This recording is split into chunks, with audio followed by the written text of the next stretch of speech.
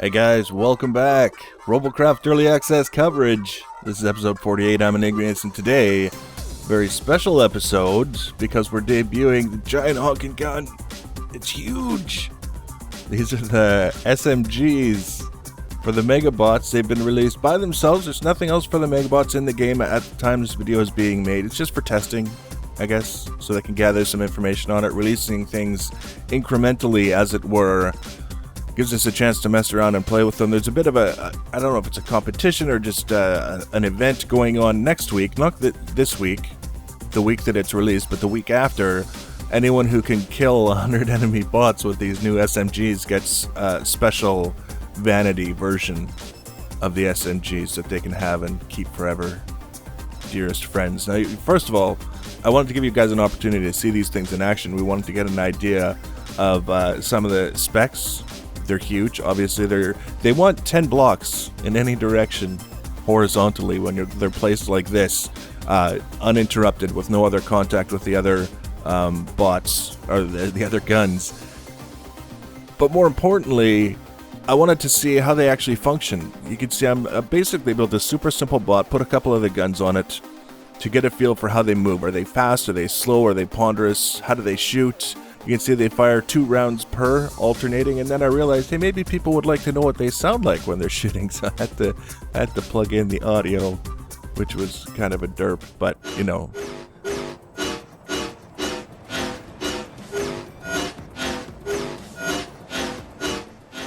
So they kind of sound like angry Cylons arguing with one another.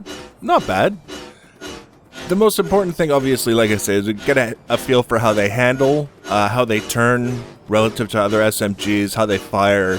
I wasn't so much interested in seeing their damage, but they turn fairly quickly. I mean, that's the main thing. They turn fairly quickly, they have a decent rate of fire. They do something like 7,500 damage per round, which is pretty huge. I mean, that's a lot of damage. And something it would make sense if you're talking about putting them on much larger, much more robust bots, that they would need to be able to do that damage in order to be able to compete and do anything without having matches run for 2 days. So that was the first little test that we wanted to do, was to just kind of see how everything would go together. But then we got to get them in some matches. We got to mess around with them. So what we need is a bot. And after our conversation with Pretty Hate Machine yesterday, she's convinced us that we can build better bots. So I decided to do just that. Now, I only have tier 9 chassis blocks to work with. I should point out, the SMGs for the Megabots are a little over 900 tech points to unlock, tier 10 tech points.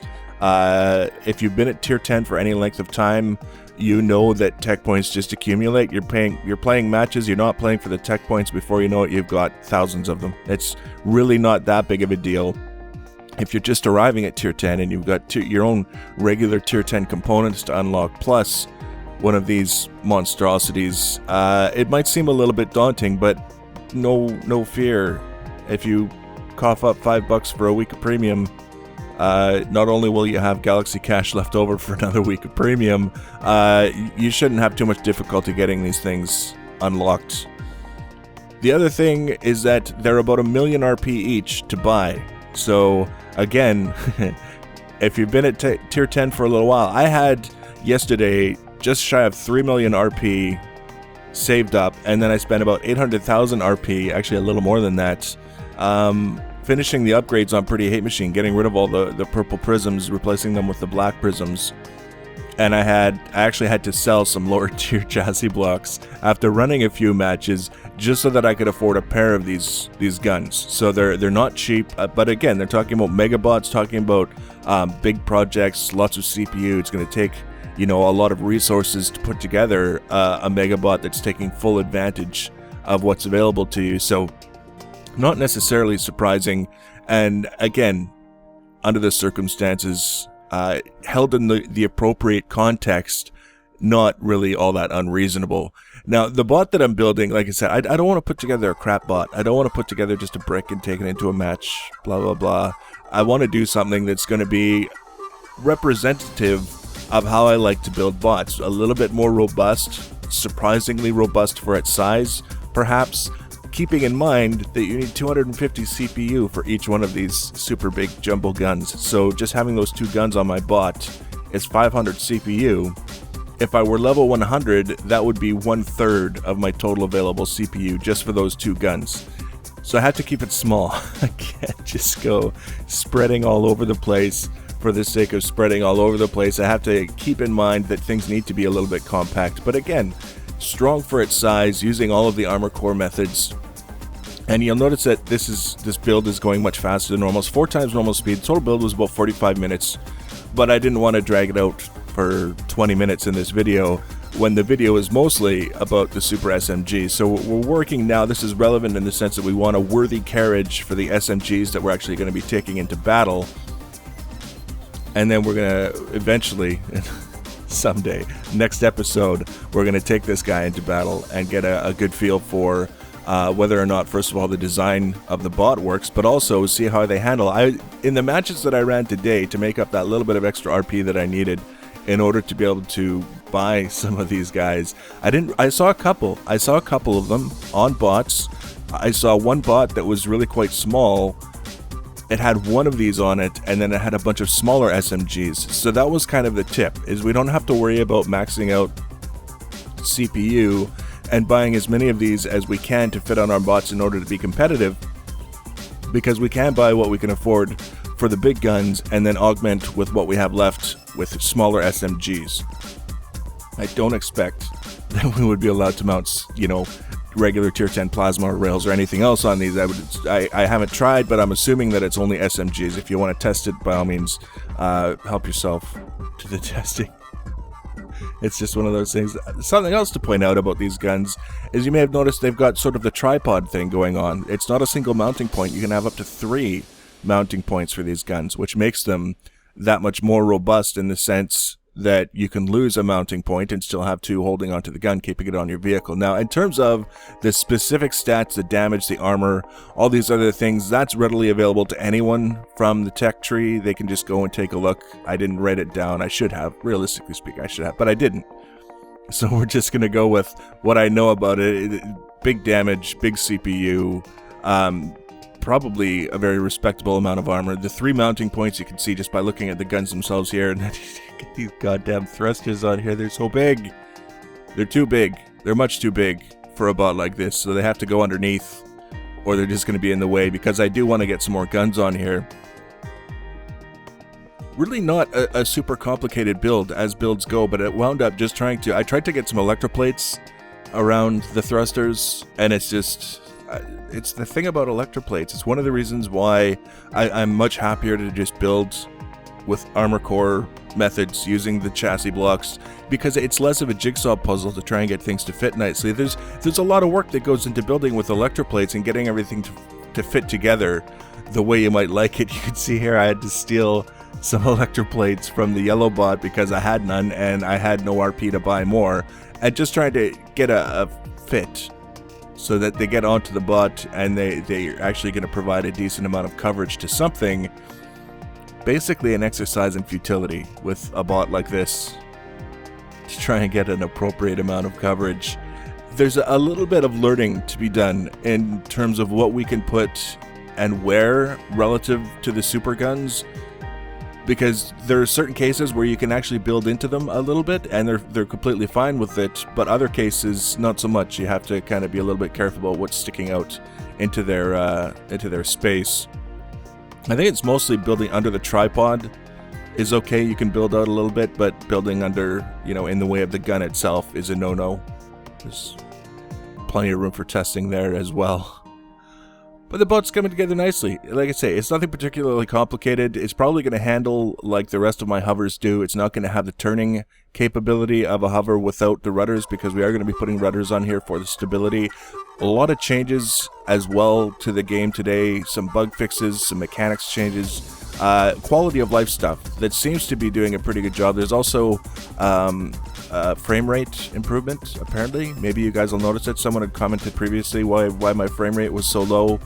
It's because it's not fully optimized game, I guess is the best way to describe it. But I noticed today things seem to be a little bit smoother. There's still a little bit of shearing. If for those of you who are familiar with vertical sync and all that other stuff, sometimes you get a little bit of shearing, and I've enabled vertical sync in my Catalyst Control Center. It helps, but it's not a perfect solution.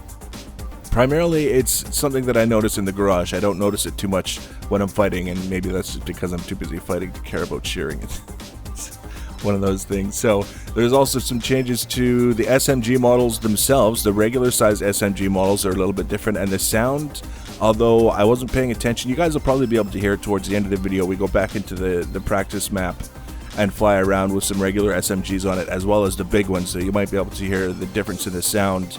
But overall, fantastic patch from the looks of things so far. And again, it's still classified as an early access game on Steam, still, you know, listed as alpha on the Robocraft webpage as far as I know.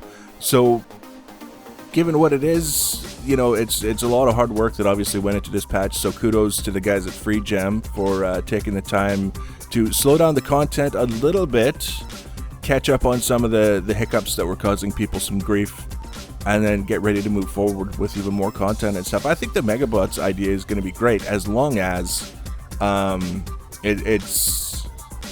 honestly, I would like to see it made a little bit more accessible than it's looking like it might be, just because of the cost and the resources. Like I say, it's big bots doing big evil things. That should be a lot of fun, but if it's going to take like 6 weeks of grinding with premium to be able to afford to build one of these guys, it's going to take a lot of the fun out of it when they first come out. So especially when you're brand new and you're trying to make a T10 bot and you're just coming up into tier 10 and you think, yeah, I would love to build a mega bot right now, but I won't be able to afford to until I'm 5 years older. That's what can you do?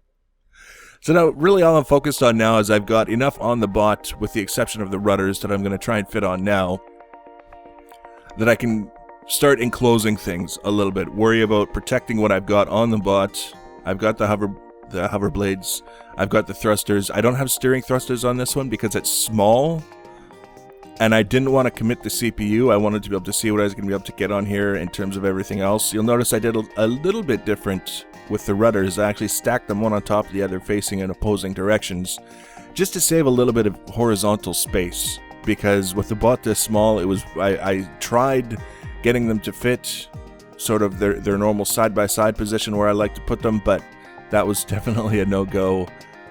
So we get them like that. In testing, they seem to do all right. So we're going to leave them like that, and now it's just a matter of protecting them. We put all this effort into building so that we can have a competitive bot in tier 10, despite the fact that it's not tier 10 chassis blocks. And now we kind of want to make sure that we're giving ourselves a reasonable opportunity to succeed. I would like to see what matches in tier 10 are going to look like in 5 days. When people have all realized, because you'd be surprised how many people actually follow things like development notes, patch notes, things like that. There are a lot of people that log into a game the day a patch goes live and they're like, holy shit, what is all this stuff? I had no idea, because they don't visit forums, they're not involved at that level, which is fine, but that means you have to give things a few days for them to actually sink in and people to realize, okay, well, there's huge new guns and they're super expensive to unlock and to buy, so I'm going to do that. And 5 days later, I expect that if you join a match and you find anything other than SMG bots, it'll be a damn miracle. So you can see we had enough CPU to get 4 more tier 10 SMGs onto the bot, and it's just a question of getting them to fit. I can already tell the ones that I put on top are going to have to come forward a bit, because we need to build around the chassis, and I ran out of chassis blocks, and like I say, we need to build around the pilot seat. I ran out of chassis blocks. There's only so much I can do. I'll have to, sometime today, I'll finish that off, and then we'll get some match footage out, hopefully tomorrow.